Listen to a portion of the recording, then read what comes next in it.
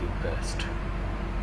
Many spiritual and religious traditions talk about the human tendency to spend too much time outside the present moment. According to a Harvard University study, we spend almost 50% of the time we are awake not thinking about what we are doing. So what are we thinking about instead? Well, we either ruminate about things that happened in the past, or we worry about things that yet have to come. The latter often goes hand in hand with fantasies about negative outcomes. This is not only time-consuming, it also evokes emotions that might cause unnecessary pain. I think it's clear why the Buddhists and Stoics tell us to live in the present moment. Now, the big question is, how?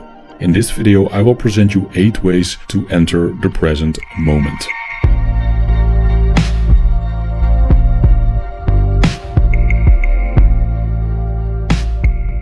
First of all, thank you Marilyn and Dylan for your PayPal donation, and thank you Rex for supporting me on Patreon. Very much appreciated. Now, let's dive in. If you find yourself lost in mental chatter, there are ways to get out of this. These are often simple tricks that, however, take discipline to pull off. I'll start with the first one: breath meditation.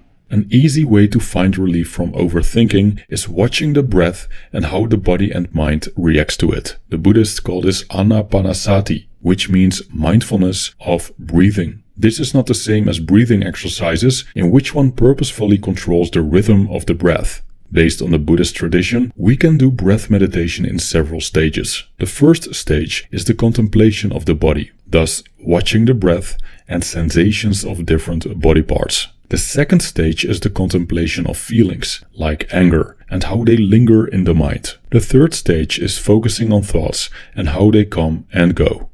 2. Feeling the inner body.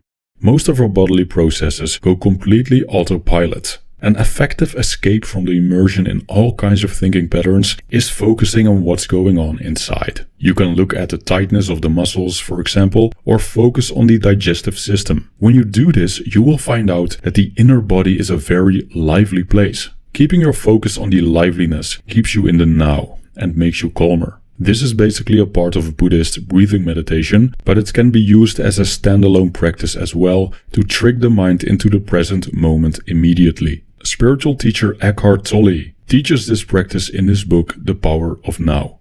Link below. 3. Touching. Touch is another way to get rid of the maelstrom of thought. There are different ways to do this. One of them goes simply by sitting on a chair and observe how the buttocks touch the seat. Another method is holding a small object in your hand like a marble or perhaps a piece of food and focus on how this feels to your fingers. Or how about focusing on the simple act of washing your hands and brushing your teeth? We mostly aren't very mindful of these daily activities because the mind is somewhere else. But they are great opportunities to become present. 4. Reciting mantras. A mantra is a sound that could be sacred in nature and could also consist of a word or several words. The most basic mantra is Om, which they call the source of all mantras in Hinduism. But there are countless other examples of mantras. In Buddhism, it is the recitation of the name of the Buddha. Once I spent a few days in a Hare Krishna monastery, and the monks there recited the same sentence over and over again. In Islam, they also have a mantra, which goes like this: La ilaha illallah, la ilaha illallah, which means there's no God but Allah. Mantras don't have to be religious though. And there's no consensus whether a mantra should have meaning or not. But the repetitive nature of engaging in mantras, also called mantra meditation, gives the mind something to focus on that happens in the present moment. This quiets the mind. 5. Waiting for the next thought. The first time I heard of this trick was by Eckhart Tolle, again from his book The Power of Now. This practice is terribly simple, yet surprisingly effective. The only thing you have to do is to become conscious of your thoughts. Then ask yourself, what will my next thought be? If you really focus on the anticipation of your next thought, something special will happen. Try it yourself and you'll see what I mean. 6. Awareness of silence. If you listen very closely, you'll discover that the world is never truly silent. There might be sounds in traffic in the distance, sound of birds, or maybe the wind. Even if you spend time in an anechoic chamber, you will not experience complete silence as long as you're breathing and your body is alive, which, obviously, produces sound. What will happen, however, is that you become aware of the more sophisticated sounds of the environment. The mind becomes very curious of what's happening in the distance and will focus all its attention on discovering silence in subtlety.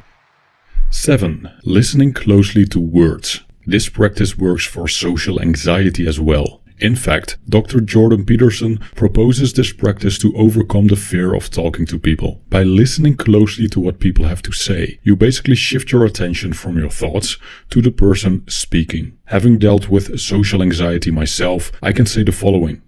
When I'm socially anxious or shy, I'm entangled in thoughts like, what do I have to say now? What can I say to impress this person? Or why the hell did I have to say this? The nature of these questions is that they relate to the past and the future. Thus, when someone is speaking to me, I rather focus on what I said earlier or what I'm going to say, instead of truly listening. The secret is, when I fully focus on what the person is saying, my own words often come naturally and without hesitation. 8. Focusing on movement. Every day we make a series of movements that are basically on autopilot. This could be cleaning, doing the dishes, walking from home to the bus station, sitting down, standing up, going to the bathroom, or shaking hands with people. Because such movements are of frequent occurrence, we often don't pay any attention to them. Instead, we think, plot, ruminate, worry, etc. Now, instead of spending time in our minds, we can also focus on these ordinary movements. This seems kind of pointless, but it surely takes our focus away from excessive thinking and directs it to what's happening right now. So, that's it.